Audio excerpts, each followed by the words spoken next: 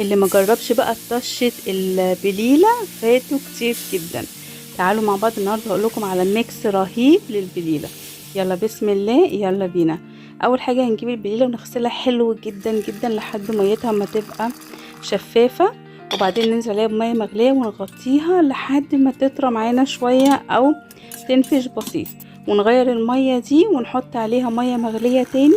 وفي الوقت ده بقى هنغطيها برضو، بس هنرفعها على النار مش هنسيبها بره، وهنحطها على النار بقى لحد ما تستوي تماما. اول ما تستوي هنجيب كوبايه ميه فيها معلقه كبيره من النشا، ونقلب الميه بالنشا دي في ميه البليله عشان ميه البليله تتقل، عشان لو حد حابب ياكلها كده من غير الميكس بتاعنا اوكي تمام مفيش مشكله.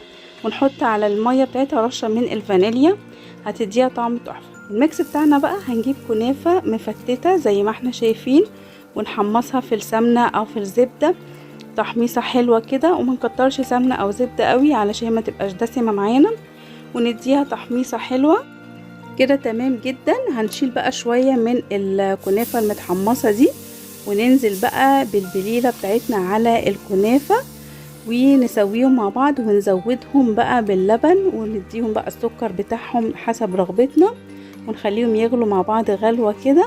وبعد كده بقى نضيف عليها دي اختياري معلقة صغيرة من السحلب او الكريم شانتيه كده زي ما احنا شايفين، بيودوا طعمها في حتة تانية خالص خالص خالص.